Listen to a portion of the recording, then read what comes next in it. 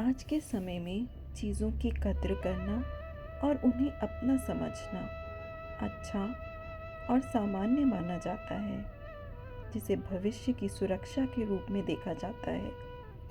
लेकिन समय दिखाता है कि सच्ची सुरक्षा केवल ईमानदार इरादों और सम्मानजनक कार्यों से ही मिलती है।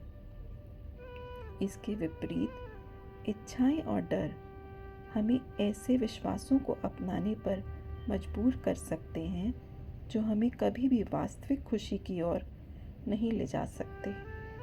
अंतर कर पाना या परखने की क्षमता का अर्थ है सही गलत और सत्य असत्य में भेद कर पाना।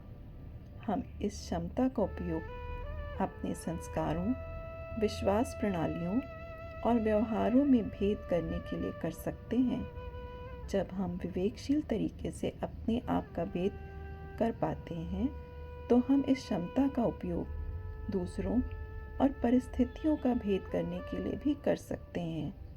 आजकल हम में से अधिकांश लोग जानकारी के आधार पर लोगों की राय या समाज में प्रचलित मान्यताओं के आधार पर भेद करते हैं। एक और आम तरीका है तर्क यानी कि लॉजिक के अनुसार परखना। लेकिन ये हम सभी का अनुभव है कि तर्क हमेशा सही साबित नहीं होता। जब हम अंतर्मुखी होकर आंतरिक मौन का अनुभव करते हैं, तब ही अवचेतन या सहज मन से जुड़कर विवेकपूर्ण तरीके से अंतर कर सकते हैं।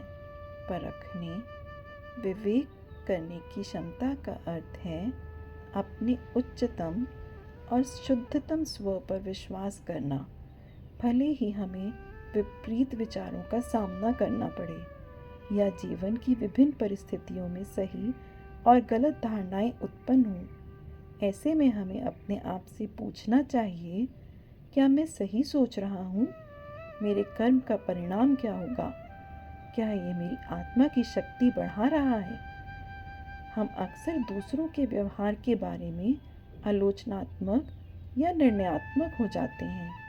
ऐसे में परखने की शक्ति हमें उनके संस्कारों का विश्लेषण करने में मदद करती है जो उस व्यवहार को प्रेरित करते हैं। इससे हमें उनके साथ सहानुभूति रखने और अपनी आंतरिक शक्ति के साथ प्रतिक्रिया देने में मदद करती है, बजाय कि उनकी नकारात्मकता पर प्रतिक्रिया करना।